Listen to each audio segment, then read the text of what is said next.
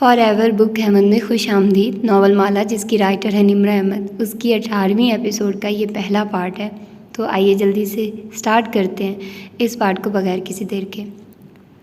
लोग समझते हैं कि तुम्हारा सोलमेट होता है, तुम्हारा बेहतरीन जोड़, और सबको वही चाहिए, लेकिन दरअसल एक सच्चा रूह का साथी होता है, एक आईने के जैसा। वो तुम्हें हर वो शय दिखाता है जो तुम्हें आगे बढ़ने से रोके हुए है। वो तुम्हें खुद तुम्हारी अपनी तवज्जो दिलवाता है ताकि तुम अपनी ज़िंदगी बदल सको। तुम्हारी रूह का साथी वो सबसे अहम शख्स होगा जिससे तुम ज़िंदगी में मिलोगे, क्योंकि वो तुम्हारे गिर्द खड़ी दीवारें तोड़ के तुम्हें जगाएगा, झंझोड़ेगा, तुम्हारी अना को ज़रब लगा के तोड़ेगा, तुम्हें तुम्हारी रुकावटें और बुरी लतें दिखाएगा, फिर तुम्हारे दिल को चीर के खोल देगा ताकि उसमें नई रोशनी दाखिल हो सके। वो तुम्हें इतना बेचैन और बेकाबू कर देगा कि तुम जान जाओगे कि तुम्हें अपनी ज़िंदगी बदलनी पड़ेगी। लेकिन एक रूह के साथी के साथ हमेशा रहना नहीं, ये बहुत तकलीफ दे होगा। रूह का साथी तुम्हारी ज़िंदगी में आता है सिर्फ तुम्हें तुम्हारी शख्सियत की एक तह दिखाने, और फिर वो तुम्हारी ज़िंदगी से निकल जाता है।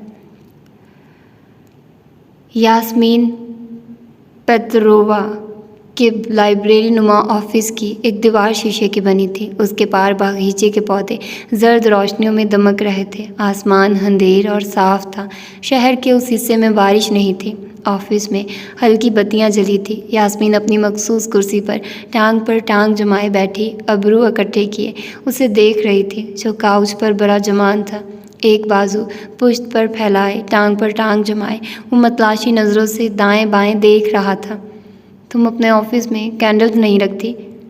माहिर बे, हमें इस गुफ्तगू के साथ चमेली से बनी कैंडल जलानी चाहिए थी जिसमें हल्का सा लेवेंडर का नोट शामिल। Do you have the first rule of therapy?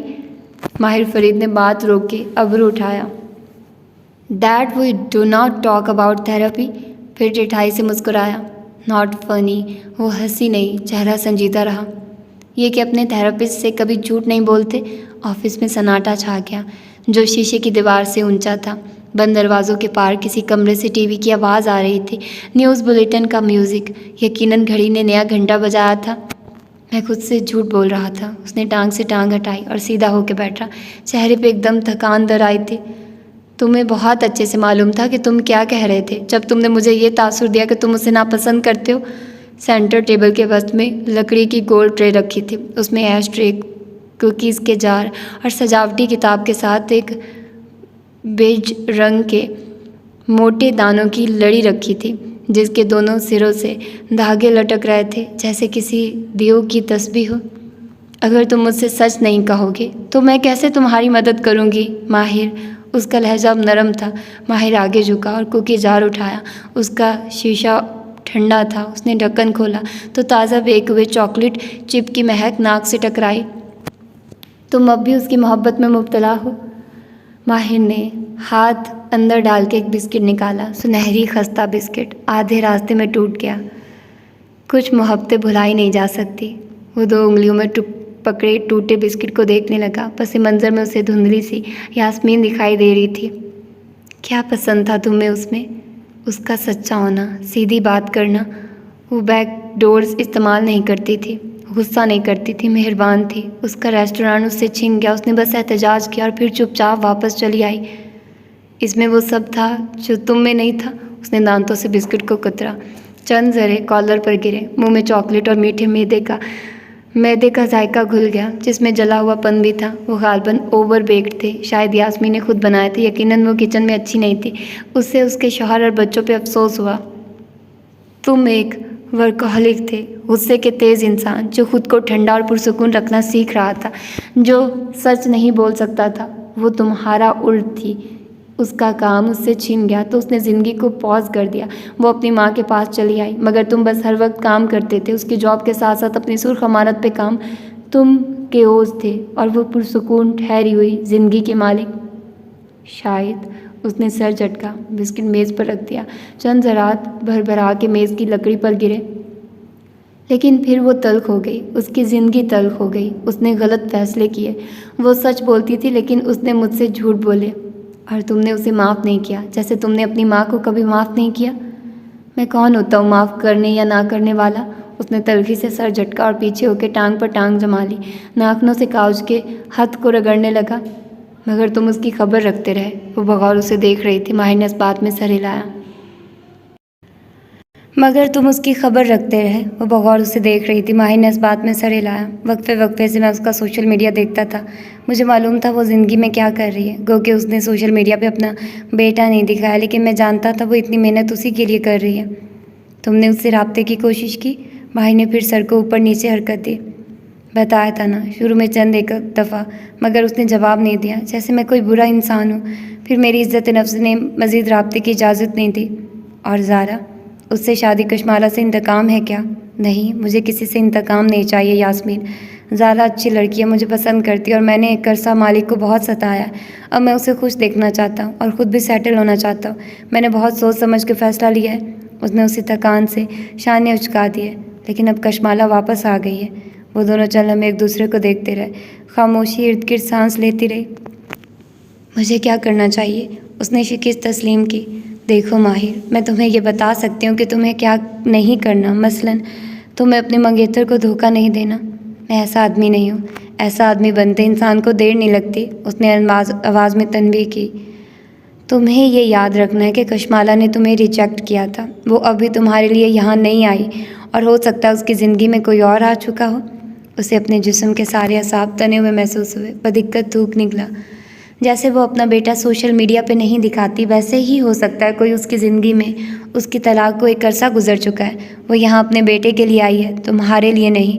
उसने सर को खम दिया। हो सकता है उसकी ज़िंदगी में कोई और मौजूद हो। उसके जबड़े की रगें तन गई। ओवर बेक हुए बिस्कुटों की जली हुई महक फ़िज़ा में घुलती जा रही थी।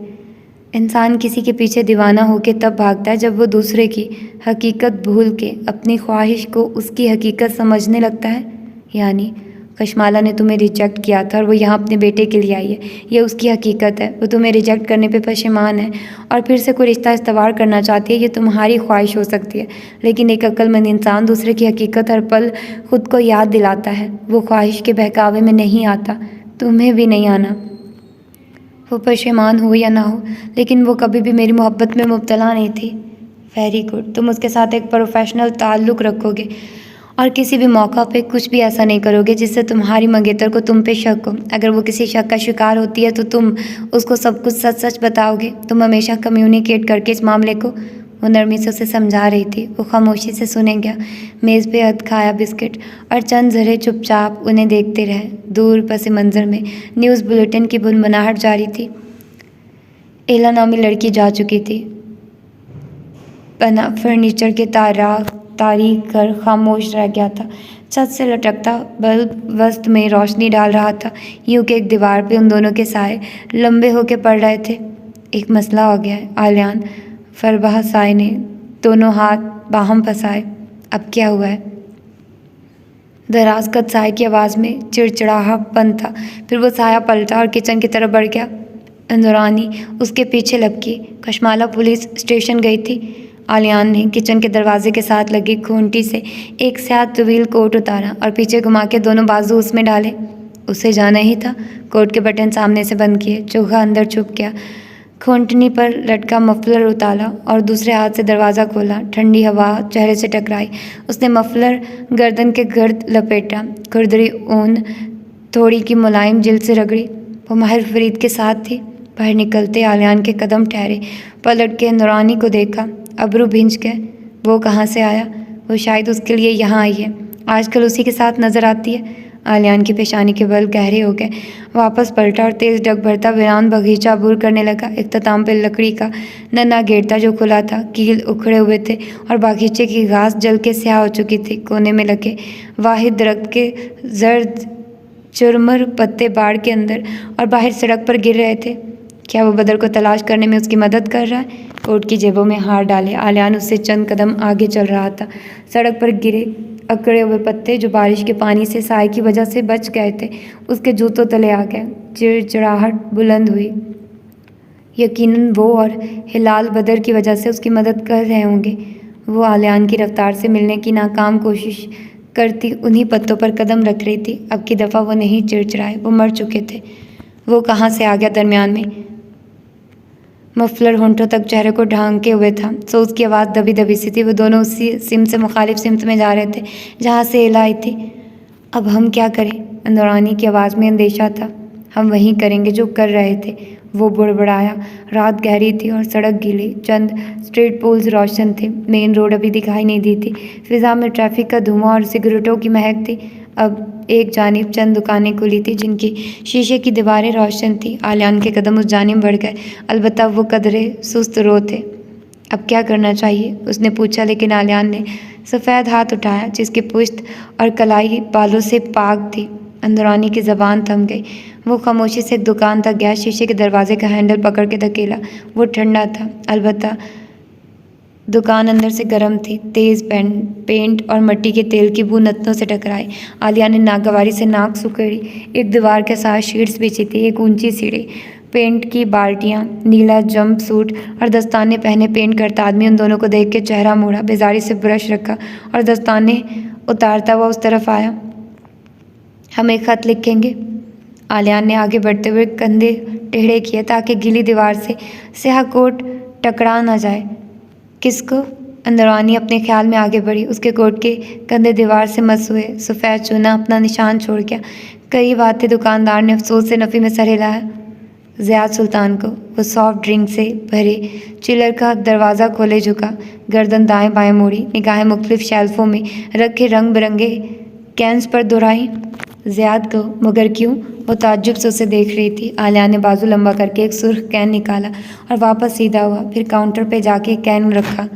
हमें उसको जेल से निकालना है। वो जब तक गेम में वापस नहीं आएगा हमें मज़ा नहीं आएगा, मफलर से दबी आवाज़ में कहते आलिया ने जेब में हाथ डाल के बाहर निकाला तो उसमें एक नोट था। दुकानदार ने नोट पकड़ा तो उसने देखा कि उसके हाथ पेंट में लथड़े थे। दस्तानों के बावजूद भी। शॉपिंग बैग चाहिए? दुकानदार ने बिल पंच करते हुए निगाह उठा के उस दराज कद नौजवान को देखा। तुम्हें इन्वायरमेंट का ख्याल नहीं है क्या? दुरस्ती से कहते हुए कैन उसके हाथ से लिया। दुकानदार ने शानियाँ चुकाए और दराज खोला। सिक्के खनकने की आवाज़ आई। 2 उंगलियों से चंद सिक्के निकाले और आलियान की मुट्ठी पर रखे। मगर ख़त की क्या ज़रूरत? हम ख़त में उसे बताएंगे कि उसका बेटा हमारे पास है। वो सिक्के अंगूठियों वाले हाथ से जेब में डालते हुए पलटा, फिर कैन का ढक्कन खींच के खोला। फुस की आवाज़ आई। मगर ऐसे तो वक्त कम है मेरे पास। मफलर 2 उंगलियों से नीचे किया, होंठ वाजे हुए उसने दरवाज़ा खोलते हुए कैन लबों से लगाया। मीठा स्पार्कलिंग सा एनर्जी ड्रिंक गले में उतरा और जैसे कानों और नाक तक में जा घुसा। मगर हमें ऐसे नहीं करना था। हर शय का वक्त वो उलझी हुई उसके पीछे लपकी। वो बाहर जा रहा था। ठंडी हवा ने उनका इस्तकबाल किया और पेंट से भरी दुकान और मिट्टी के तेल की बू ज़ाहिल होने लगी। मैं इम्प्रोवाइज़ कर रहा हूँ अंदरानी डियर। दुकान के बाहर खड़े खड़े उसने चंद घूंट भरे। वो अचंभे से उसे देखने लगी, लब विंच लिए कुछ कह नहीं सकती थी। उसने पुलिस से क्या कहा? कुछ सोचते हुए उसने कैन नीचे किया। वो दुकान के सामने रखे रुके खड़े थे। शीशे का दरवाज़ा बंद हो चुका था और उसके पार दुकानदार दस्ताने चढ़ाए सीढ़ी की तरफ वापस जा रहा था। वो सब कुछ जो वो इतने अरसे से कहती आई है कि वो लाश उसके बच्चे की नहीं थी। और कॉटन कैंडी मैन, क्या उसने उसका जिक्र किया? अंदरानी ने गर्दन दाएं बाएं हिलाई। शायद उसे वो वाक़या भूल गया हो। भूलना नहीं चाहिए, उसे याद होना चाहिए। फिर रुका और गौर से अंदरानी को देखा। तुम्हें यकीन है ना कि वो नहीं जानती कि बदर को कॉटन कैंडी किसने दी थी? नहीं, वो नहीं जानती। उसने नहीं देखा। वहाँ किसी और ने भी नोटिस नहीं किया होगा। उसने कैन ट्रेश कैन में उछाल दी। किया भी हो तो इतनी पुरानी बात किसे याद रहेगी? CCTV फुटेज वैसे ही मिटाई जा चुकी है। हम ज़ियाद को एक ख़त लिखेंगे। अब कि वो हल्का सा मुस्कुराया था। चेहरे के तने हुए फट्टे नरम पड़े। मगर क्यों आलियान? ताकि हम उसे बता सकें कि उसके बेटे को कॉटन कैंडी किसने दी थी। हैं? अंदरानी ने उसे यूं देखा जैसे उसका दिमाग चल गया। वो आगे बढ़ गया तो वो चल हमें परेशान सी खड़ी रही, फिर उसके पीछे लपकी। पागल हो गए हो? हम उसे कैसे ये कह सकते हैं? वो दोनों तारीकी में आगे बढ़ते जा रहे थे। आवाज़ें मध्यम पड़ गई थी। अंदर ब्रश उठाते दुकानदार ने पलट के शीशे के पार देखा। वो दोनों अब दूर जा रहे थे। उसने वापस अपने पेंट और ब्रशेस को देखा। चलो मैं पहले तक वो बाकी मानदा दोनों दीवारें सुबह से पहले तक पेंट करने के लिए पुरजोश था, लेकिन अब दुकान में एक अजीब सी यासियत छा गई थी।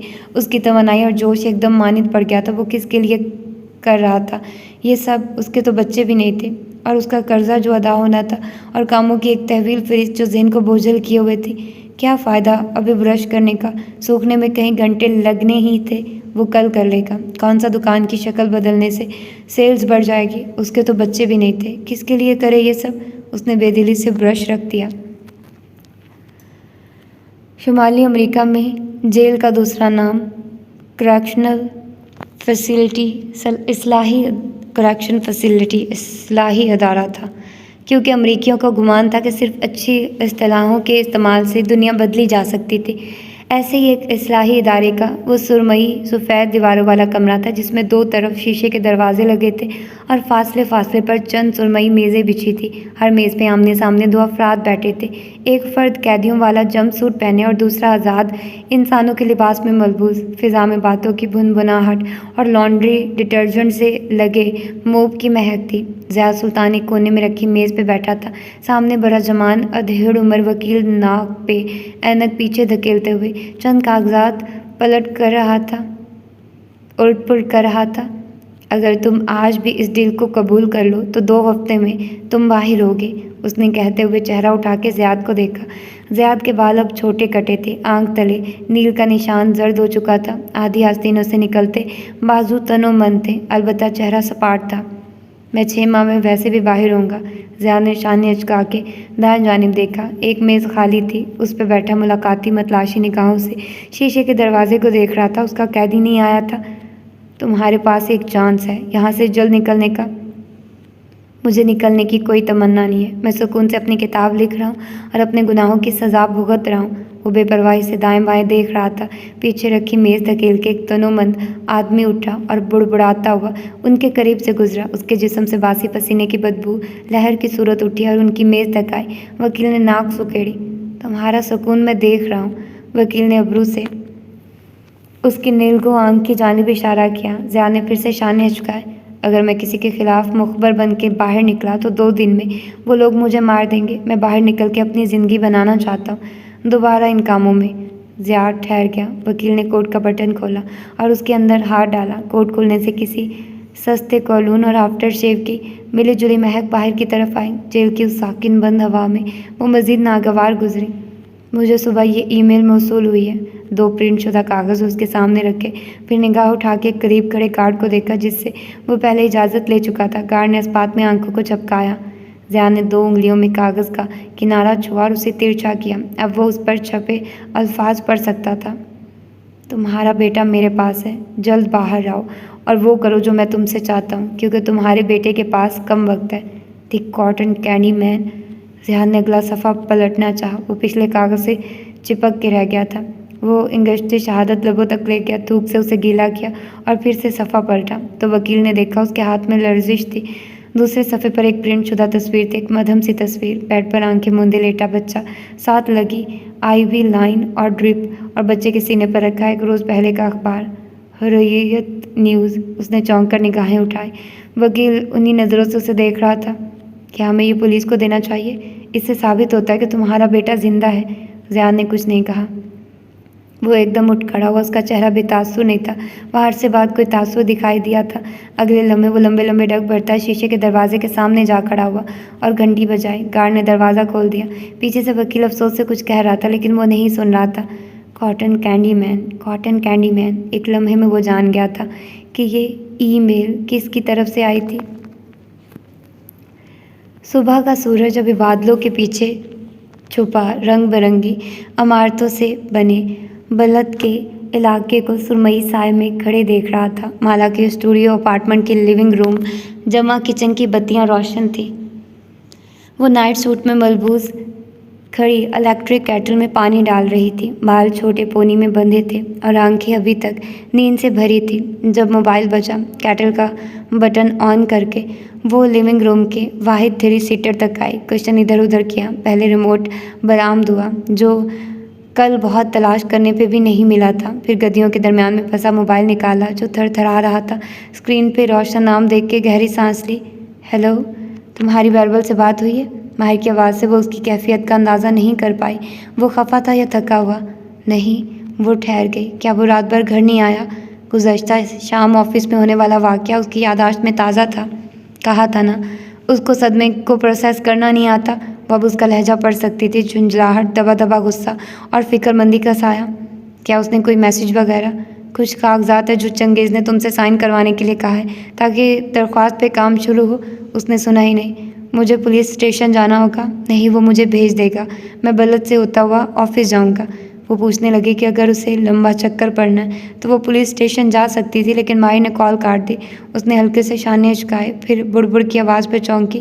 कैटल में रखे पानी में बुलबुले उभर उभर के छलांगे लगा रहे थे। वो भाग के आगे आई और जल्दी से बटन बंद किया। बुलबुले थम गए और धीरे धीरे मरते गए। वो कहाँ रहता था जो गलत उसे रास्ते में पड़ना था? इंस्टेंट कॉफ़ी पानी में घोलते हुए वो सोच रही थी। माही ने मोबाइल कान से हटा के नीचे किया। वो लाउंज के साथ तवील सोफे पर बैठा था। ऊंचे स्याह सफ़ेद पर्दे खिड़कियों के आगे बराबर थे। उसी पर लूना, हिलाल का गाइड डॉग, कमरे से भागती हुई बाहर आई। उसे देख के ठहर गई। पहले दुम हिलाई, फिर अपनी बड़ी बड़ी आंखों से उसे देखे गई, यहाँ तक कि उसने निगाह उठा के उसे देख न लिया। मगर माहिर की निगाह की संजीदगी पर लूना के कंधे ढीले हुए। फिर गर्दन घुमा के बैरबल के कमरे के अध खुले दरवाजे को देखा। वो नहीं आया। माहिर ने कदरे बेजारी से पुकारा, मगर भूरी सुनहरी सी लूना दुम हिलाती बैरबल के कमरे की दराज से अंदर घुस गई। माहिर ने पलट के देखा। वो बारी बारी हर शय को सूंघ रही थी। उसने सर झटका और मोबाइल स्क्रीन रोशन की। चंगेज़ का नया मैसेज आया था। चंद कागजात पर साइन करवाने हैं कशमाला के। मुझे भेज दो, करवा दूंगा। उसके एड्रेस पे भेजना बेहतर है। कहा ना मुझे भेज दो। क्या वो तुम्हारे एड्रेस पे रह रही है? बाकी गुफ्तगू माला की कॉल से पहले हुई थी। ये आखिरी मैसेज कॉल के दौरान मौसूल हुआ था। उसकी उंगलियां टाइप करने लगी। हाँ, वो यही है। आप अपसेट हैं? आहट पे वो चौंका, गर्दन फिर से मोड़ी। लोना बैरबल के बेड पर जाके लंबी लेट गई थी और हिलाल पीछे खड़ी थी। नाइट सूट में मलबूस उसके लंबे घुंघरियाले बाल कमर पर गिर रहे थे। वो बिना किसी चढ़ी से चलती हुई सामने खला में देखती आगे बढ़ रही थी। हर कदम को पहचान थी कि वो कहाँ पड़ेगा। सोफे के किनारे वो रुकी, हाथ से उसे टटोला। उसका सफ़ेद गुलाबी चेहरा पढ़ा नहीं जा सकता था क्योंकि बैरबल भाई घर नहीं आया। वो रुक रुक के सोचती हुई बोल रही थी, वो कुछ वक्त घर नहीं आएगा। वो रुका। उसे मालिक के बारे में इल्म हो गया है। ओह! हिलाल के होंठ गोल हुए। उसके तासुरात दूसरे इंसानों की निस्बत मध्यम से होते थे। वो हैरान थी या अफसुर्दा, वो फैसला न कर सका। उसको मत बताना कि तुम जानती थी। वो मज़ीद अपसेट होगा। वो जानता था कि वो जानती थी। वो हिलाल से बहुत कम कुछ छुपा नहीं सकता था, मगर हिलाल सब कुछ छुपा सकती थी। आप अपसेट होने के साथ साथ। वो रुकी, आंखें किसी सोच से छोटी हुई। वो उसके कंधों के एंड पीछे खड़ी थी। धीरे से करीब आई, पीछे से उसके कंधे पर हाथ रखा। वो सर झुकाए मोबाइल को देख रहा था। परेशान भी हैं, जैसे किसी ने आपको कुछ करते देख लिया। वो जैसे समझ नहीं पा रही थी। माहिर ने सर झटका। कुछ नहीं, ज़्यादा ना सोचा करो। मैं ऑफिस के लिए तैयार होने जा रहा हूँ। वो उठ खड़ा हुआ। इससे पहले कि वो मज़ीद उसको पढ़ने लग जाए, क्या मैं माला से मिल सकती हूँ? वो जो अपने कमरे की तरफ जा रहा था वहीं ठहर गया, सीढ़ियों से चंद कदम के फासले पर। वो सिर्फ अपने बेटे को ढूंढने आई है। क्या ये बेहतर नहीं है कि हम उसे अपने घर और मामलात से दूर रखें? सख्ती से कहा था। उसका नाम बदर है। वो पीछे से पुकार उठी। माहिर आगे बढ़ता गया। आप उसका नाम क्यों नहीं लेते? वो धीमी आवाज़ में पूछ रही थी। माहिर ने अनसुना कर दिया। वो अब कमरे का दरवाज़ा बंद कर चुका था। सुबह की रोशनी में नीम अंधेर लाउंज वीरान रह गया। लूना अभी तक उदास सी बैरबल के बिस्तर पर लेटी थी। उसकी दुम मुसलसल हिल रही थी, दाएं बाएं। उससे कहीं मील दूर अपने ऑफिस में बैठे चंगेज़ ने रिसीवर उठा के एक बटन दबाया। वो कागज़ माहिर बे के घर भेज दो। रुक के बात सुनी। नहीं, कशमाला हानम वहाँ नहीं रहती, लेकिन माहिर बे हमें नहीं बताना चाहते कि वो कहाँ रहती हैं। रुक के गहरी सांस ली। क्या मतलब? क्यों? क्या तुम्हें समझ नहीं आया? वो अभी तक खुद को उसका मुहाफिज समझता है। अफसोस से सर झटक के रिसीवर रखा और जमाई रोकी। वो रात से किसी दूसरे केस की वजह से थाने में था और अब घर जाके आराम करना चाहता था। सूरज बलाखिर बलद पे छाए बादलों के दर्द से झांकने लगा था। रंग बिरंगी इमारतों के दरमियान गलियों में रौनक जाग गई थी। नारंगी स्कूटर वाली कैफ़े में रश लगा था। बाहर बिछी नारंगी मेज़ कुर्सियां भी भरी हुई थी। कैफ़े दो उंगलियों के दहाने पे था, जो दाएं बाएं से वी की सूरत में ऊपर जाती। सामने सड़क थी, जो ढलान की सूरत नीचे जाती। सड़क के इख्तिताम पे समंदर था। कैफ़े की कुर्सी पे बैठे देखो तो यूँ लगता सड़क के नीचे समंदर में गुम हो रही है। लेकिन उस मेज़ पे बैठी उन दोनों लड़कियों के पास सर उठा के देखने का वक्त नहीं था। माला सर झुकाए आईपैड पर उंगलियां चला रही थी। खुले बाल कानों के पीछे अड़स के चेहरे पर आने से रोक रखे थे। साथ बैठी सुंबल लैपटॉप मेज़ पर रखे उंगलियां तेज तेज चला रही थी। वो एक मकामी फोटोग्राफर थी जिसके साथ वो इस्तांबुल में कोलैब करती थी। स्याह बालों की ऊंची पोनी बनाए, स्याह जैकेट पहने वो मोटरसाइकिल चलाती थी। हेलमेट खाली कुर्सी पर रखा था और मेज़ पर 2 कॉफ़ी कप जिनके ढक्कन लगे थे रखे थे और अध खाए क्रोसेंट। कितना मुश्किल इवेंट था ये। दफतन सुंबल ने झरझरी ली। माला ने चेहरा उठाया, फिर गर्दन आगे झुका के सुंबल की स्क्रीन को देखा। अब्रू इकट्ठे हुए।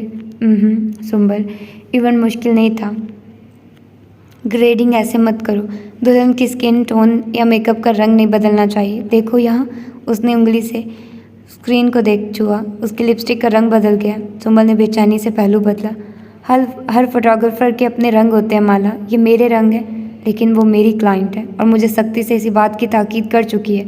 नरमी से मुस्कुरा के याद दिलाया। सुंबल ने गहरी सांस लेकर सर हिला दिया। उंगली को सर पर तेज तेज घुमाने लगी। सुनो, ये शॉट कैसा है इंस्टा पे पोस्ट करने के लिए?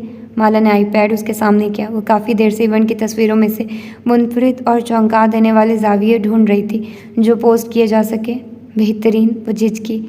आप शादियाँ क्यों कवर करती हैं? इनमें कोई आर्ट कोई अलूयन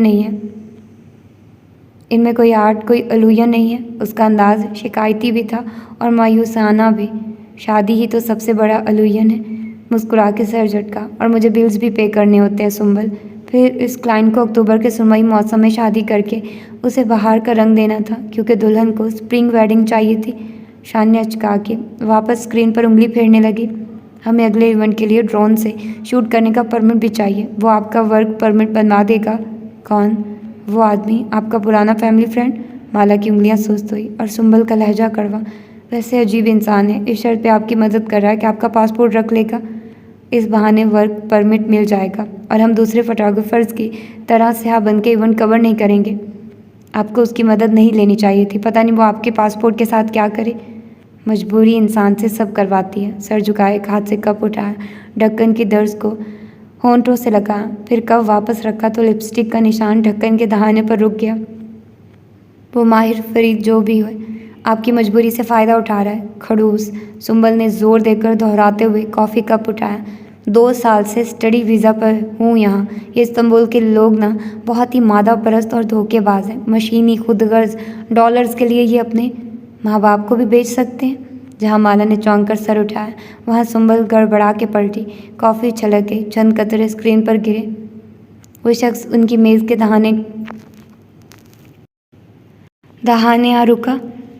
दूर सड़क किनारे पार्किंग में एक स्याह चमकती हुई कार खड़ी थी जो चंद मिनट पहले वहाँ नहीं थी। माला ने आईपैड पर जाके नीचे रखा और ज़बरदस्ती मुस्कुराई। माहिर, ये सुंबल है, मेरी कोलैबोरेटर। और सुंबल ये है। उसने बहुत दिक्कत से खुद को खड़ूस कहने से रोका। माहिर फरीद, मेरे फैमिली फ्रेंड जिनका हम अभी जिक्र कर रहे थे।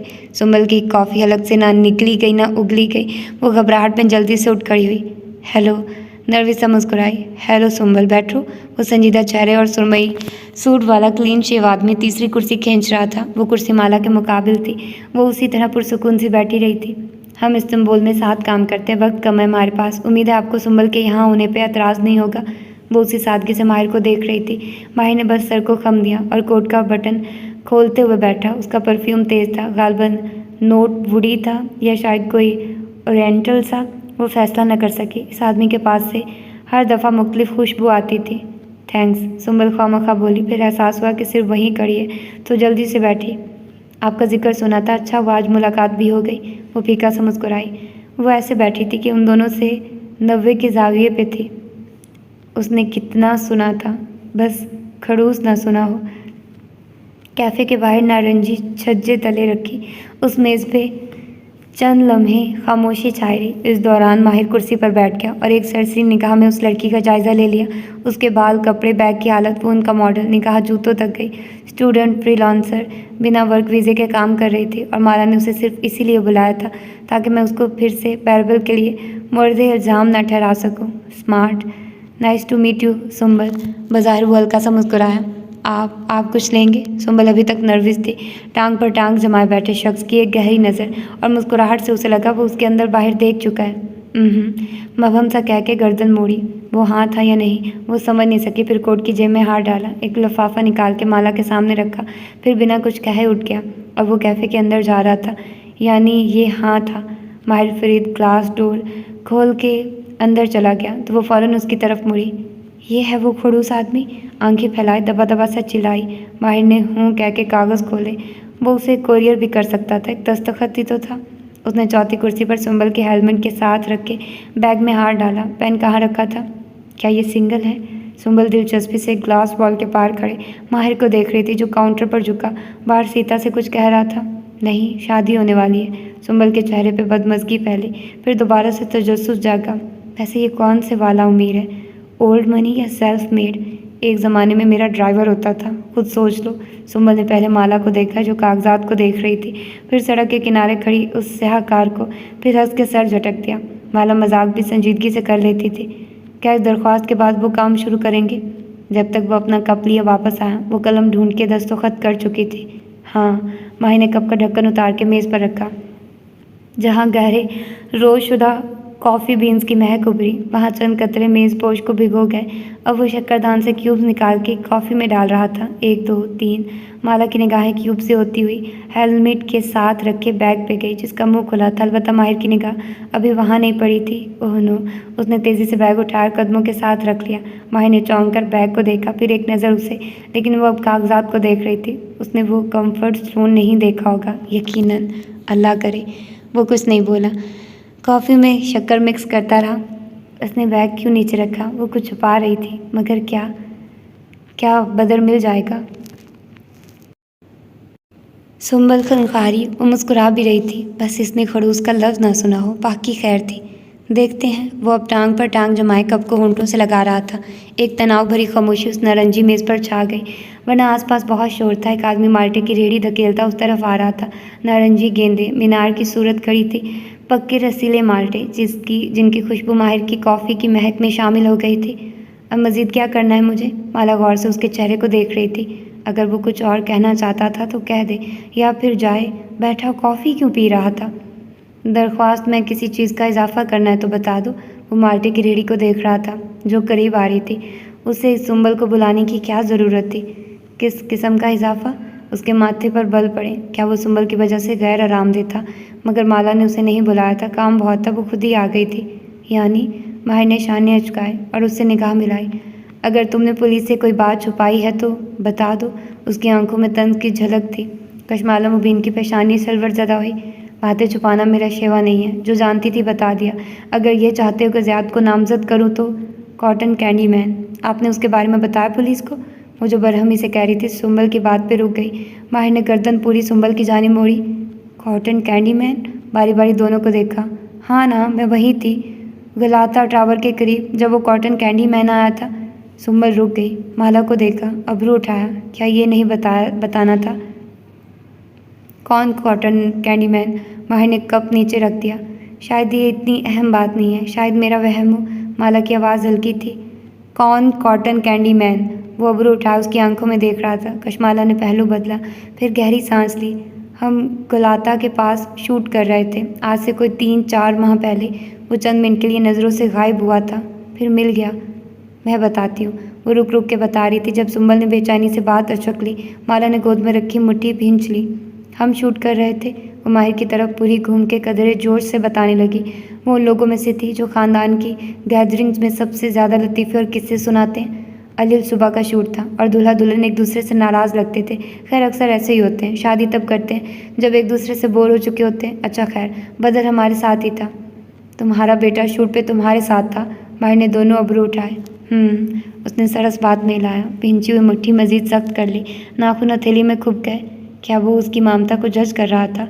हाँ ना, बदर हमेशा साथ होता है। सो फिर ये हुआ कि वो अचानक गुम गया। हमने उसे आगे पीछे बहुत ढूंढा। कुछ देर बाद वो मिल गया, लेकिन उसके हाथ में कॉटन कैंडी थी। उसे किसी कॉटन कैंडी मैन ने दी थी। कशमाला मुबीन ने बहुत सबसे सुंबल के नीम रुख को देखा। वो माहिर की तरफ घूमी, तेज तेज बोल रही थी। दाएं जानिब कैफ़े की खुशबू शीशे की दीवार में उसे एक दूसरी सुंबल एक दूसरे माहिर को वही सब बताती दिखाई दे रही थी। ठहरो ठहरो, माहिर ने हाथ उठा के उसे रोका। उंगली में पहनी अंगूठी दमकी। तुम्हें कैसे मालूम कि वो कॉटन कैंडी मैन था? वो कोई भी हो सकता है। माला ने थूक निकला। होंठ भींचे खामोश बैठी रही। वो जानती थी वो क्या पूछेगा, इसलिए वो उसे ये बात नहीं बताना चाहती थी। उधर सुंबल ने पूरे वसूख से नफ़ी में सर हिलाया। नहीं ना, वो कोई जानने वाला नहीं था। मैंने बदर से पूछा था कि क्या वो कोई कॉटन कैंडी मैन था। उस पर बदर ने सुंबल की ज़बान को एकदम ब्रेक लगी, जैसे ठोकर खा के गिर गई हो। फिर सुंबल ने बेख्तियार माला को देखा, जिसकी रंगत कदरे फीकी थी। ओह नो, चलो मैं नारंगी मेज़ पे खामोशी छा गई। फिर तुमने कशमाला के बेटे से पूछा तो उसने क्या कहा? माहिर ने सुंबल को गौर से देखते हुए हाथ घुमाया। आगे बताओ। सुंबल पीछे हुई, थूक निकला। पहले माला को देखा, फिर माहिर को। मैंने पूछा वो कॉटन कैंडी मैन था तो उसने सर हिलाया। सिर्फ सर हिलाया या कुछ कहा? सर हिलाने का यही मतलब है ना? सुंबल ने खुश्क लबों पर ज़बान फेरी। नहीं, मगर उसने कुछ तो कहा होगा कि कॉटन कैंडी देने वाला कौन था, मर्द था औरत थी? वो 3.5 साल का बच्चा था। है अपनी बात समझा सकता होगा। नहीं, चंबे से कशमाला को देखा, उसकी रंगत जर्द हो रही थी। वो कैंडी खा रहा था ना? फिर हमने नहीं पूछा। सुंबल की समझ में नहीं आ रहा था वो कैसे इस बात को कवर करे। यानी एक अजनबी ने तुम्हारे बच्चे को कैंडी दी और तुमने उसे वो खाने दी, और तुमने अपने बच्चे से उसका हुलिया तक नहीं पूछा?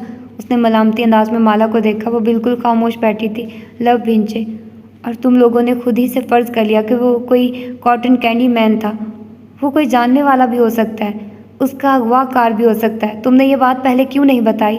उसे जैसे अब गुस्सा आने लगा था। मुझे लगा शायद ये अहम नहीं है। कशमाला अपनी जगह से उठ खड़ी हुई। अक्सर लोग गुजरते हुए बच्चों को कैंडीज़ पकड़ा देते हैं, इतनी बड़ी बात नहीं थी। मैं कॉफ़ी ले लूँ? वो उठ के कैफ़े की तरफ बढ़ गई। शीशे में उसे एक दूसरी माला मेज़ पे बैठे अशखास के करीब से गुजरती दिखाई दी। दोपहर दरवाज़ा खोला और वो अंदर गायब हो गई। मेज़ पर रखी उसकी अदबी कॉफ़ी वैसी ही पड़ी रही। नहीं, मगर ये बात पुलिस को बतानी चाहिए थी। एक अजनबी इंसान ऐसे कैसे? वो उकताहट से कह रहा था। बदर बोल नहीं सकता। सुंबल की आवाज़ धीमी थी, लेकिन उसमें हल्का सा जोश भी था। किसी अनजान शख्स को एक बुरी खबर सुनाना और उसके तासुरात देखना। वो बोलते बोलते ठहर गया। क्या मतलब? ना समझी से सुंबल को देखा। कहा ना, नहीं बोल सकता, उसको ऑटिज़म है। लेकिन सुंबल ने बेचैन निगाह शीशे की दीवार पर डाली। लेकिन माला नहीं मानती। उनको लगता है वो बच्चा नॉर्मल है, लेकिन वो नॉर्मल नहीं है। मैं उससे मिली हूँ, वो कभी नहीं बोला। माहिर उसी तरह नासमझी से उसे देख रहा था। क्या मतलब बोल नहीं? ओहो, बता रही हूँ ना, वो ऑटिस्टिक है। सुंबल ने जी चौंक के आवाज़ सरगोशी में बदली। बार बार ग्लास डोर को भी देखती। माला अब काउंटर से कॉफ़ी लिए पलट रही थी। कुछ बच्चे नहीं बोल सकते ना, जैसे कुछ बच्चे देख नहीं सकते, यानी अंधे। तमाम। उसने तेज़ी से हाथ उठाया। कनपटी की रगें तन गई। सुंबल अब पीछे होकर बैठ गई। माला अब दरवाज़ा खोल के उस तरफ आ रही थी। वो जब तक गर्म कप लिए मेज़ तक वापस पहुंची तो सुंबल कुनिया मेज़ पर जमाए सादगी से मुस्कुरा रही थी, और माहिर उसका चेहरा बेतासुर था और एक हाथ टाई की नॉट ढीली कर रहा था। उसे देख के माहिर ने निगाह अपनी कॉफ़ी पे झुका ली। तुम? वो खनखारा। अब अल्फाज का निकलना मुश्किल था। माला ने बगौर उसे देखा और फिर सुंबल को। वो उसे बता चुकी थी। तुम अपने बेटे को अच्छे से जानती हो। क्या उसने पहले कभी कॉटन कैंडी मैन देखे हैं? हाँ, हम एक दफ़ा सिटी फेयर में गए थे चंद हफ्ते पहले। वहाँ एक यूनिफॉर्म में कॉटन कैंडी मैन था। हो सकता है उस आदमी का भी वैसा ही हुलिया हो सकता है। तुम्हें वो तारीख और वक्त याद है? अपने कप को देखते हुए माहिर ने पूछा। वो उसकी झुकी आंखों में कुछ और भी देख सकती थी, कुछ गैर आरामदेह सा, शिकस्त खोरदा सा। उफ सुंबल, बिल्कुल, हम उस वक्त शूट कर रहे थे। तस्वीर पर टाइम स्टैम्प है। गुड, हम वीकेंड पे उसी जगह जाएंगे। वो कप लिए उठ खड़ा हुआ। गो के उसका कप खाली था। वो अभी उसे नहीं देख रहा था। वो भी साथ ही खड़ी हुई। क्या वो सिर्फ पेपर साइन करवाने आया था, या वो कुछ और भी कहना चाहता था? बस, या कुछ और? उसने सादगी से पूछा था। वो उसे ही देख रही थी। माहिर की निगाह उठी। चंद लम्हे वो उसे देखता रहा, फिर सर को नफ़ी में जुम्बिश थी। बैरबल से रब्ता हो तो मुझे बताना। माला की पेशानी की सिलवटें ढीली हो गई। इस बात में सर हिलाया। वो सिर्फ कागजात साइन करवाने नहीं आया था, वो बैरबल के बारे में बात करना चाहता था, क्योंकि वो परेशान था। अब वो पलट के कार की तरफ जा रहा था। सुंबल बैठे बैठे दिलचस्पी से उसे जाते देख रही थी। आप इस बंदे को कैसे जानती हैं? ड्राइवर था मेरा। सुंबल ने अब के बदमज़ा होकर उसे देखा। Of course driver. आंखें घुमा के बुड़बड़ाई। जब वो बैठ गई और अपना आईपैड दोबारा रोशन कर लिया तो Sumbal Khankari. He likes you. Mala ने रुक के उसे संजीदगी से उसे देखा। इस वक्त वो सबसे ज़्यादा मुझे नापसंद करता है, तुम नहीं जानती। सुंबल ने तड़कों के अंदाज में थोड़ी ऊपर उठाई, फिर हाथ जला के लैपटॉप स्क्रीन खोल ली, जैसे उसे समझाना फजूल हो। ओह गॉड, क्या चल रहा है इस नावल में? मतलब मुझे माहिर फरीद पर भी थोड़ा सा हो रहा है कि ही लाइक्स हर, बट यार कैसी फीलिंग्स होती हैं अजीब सी किसी को पसंद करने की, और वो उस चीज़ से मूव ऑन ही नहीं कर पा रहा। मुश्किल होता है, अगर आप किसी को एक दफ़ा पसंद कर लो तो उससे मूव ऑन करना बहुत मुश्किल होता है। लेकिन खैर, मूव ऑन करना अच्छा भी होता है, समटाइम्स ज़रूरी भी होता है। और बाकी ये कि इसमें मुझे सिर्फ यही एक चीज़ थी जो लगी कि हाँ, कि वो अभी भी उसको लाइक करता है। ये थोड़ी अच्छी चीज़ भी थी, थोड़ी दुखी भी थी। देन ऐसी चीज़ें हर्ट भी करती हैं आपको कि एक स्टोरी इस थीम पर बनी है, फिर आपको पता भी है कि क्या होना है, तो देन आप उस चीज़ को फ़ील कर रहे हो तो आपको पता होना चाहिए कि मैं इस वक्त क्या फ़ील कर रही हूँ। और एज अ रीडर आप भी, मेरा ख्याल है, इस चीज़ को फ़ील कर रहे होंगे। तो फिर मिलते हैं इसके अगले पार्ट में। अपना ढेर सारा ख्याल रखिएगा। अल्लाह हाफिज़।